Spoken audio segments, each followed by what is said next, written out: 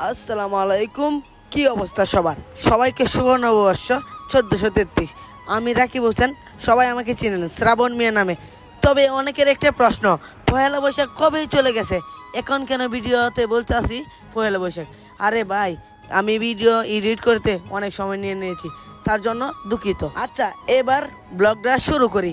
Start blog. Pohela Boishakh বলে কথা, বছরের প্রথম দিন, ঘরে বসে থাকা যায় নাকি, তাই আমিও রেডি হয়ে গেলাম। শার্ট প্যান্ট এবং কালো চশমা পরে ফুল হিরো লুক। ভাবলাম ঘুরতে যেহেতু যাচ্ছি, ব্লগটা বানিয়ে নেই। ক্যামেরা হাতে নিয়ে সোজা চলে আসলাম কিশোরগঞ্জ গুরুদয়াল কলেজ মাঠে। চলো দেখি আজকে কপালে কি আছে। ভাই বিশ্বাস করেন, মাঠে ঢুইকা আমার কনফিডেন্স লেভেল ছিল 100-তে 100। কালো চশমা পরে নিজেকে সালমান খান মনে হইতাছিল। অফ ক্যামেরায় অনেকখানি ঘুরলাম, চা খাইলাম, আড্ডা দিলাম, কিন্তু এইখানে মাঠে এসে দেখি এখনো পর্যন্ত সাউন্ড সিস্টেম রেডি হয় নাই। তারপর আবার আকাশে কালো মেঘ এবং বৃষ্টিও আইসা পড়ে। এই বৃষ্টিতে পরে আমাদের একজন টিম মেম্বার কি বলে শুনেন।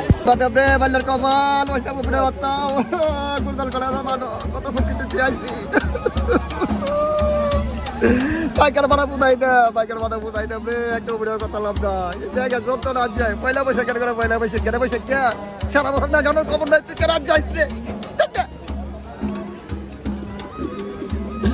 কায়লু আমার সান ভালো হইলে না হলে নাই কাউনের আমাকে কায়লু আমার তো ফিডা তো দেয় কথা যত ফিডা তো হামায় দেন বুঝলেন বিষয়তে করে দিতেছি।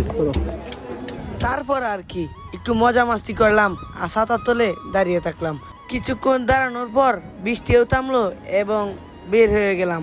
হাঁটাহাঁটি করে সবকিছু দেখতেছিলাম এবং তারা সবাই রেডি করতেছিল জায়গাটা। আজকে বৃষ্টি হলেও অনেক মানুষ ছিল, কারণ পয়লা বৈশাখ বলে কথা, বাড়িতে তো বৈশা থাকা যায় না। আর এই ব্লগটা ছিল পয়লা বৈশাখের, এখন বাসি পয়লা বৈশাখ আর কি। একটু কষ্ট করে মানিয়ে নেন আর আমাদের 2টা চ্যানেল সাবস্ক্রাইব করে আসেন।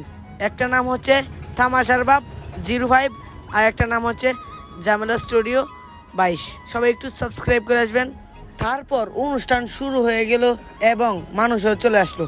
প্রথমে তারা গান গেয়ে মানুষ জড়ো করলো, কিন্তু শেষে আমাদের ভাগ্যটা এতটাই খারাপ ছিল, বৃষ্টি থাকলে কারেন্ট থাকে আর যদি বৃষ্টি করে তখন কারেন্ট থাকে না।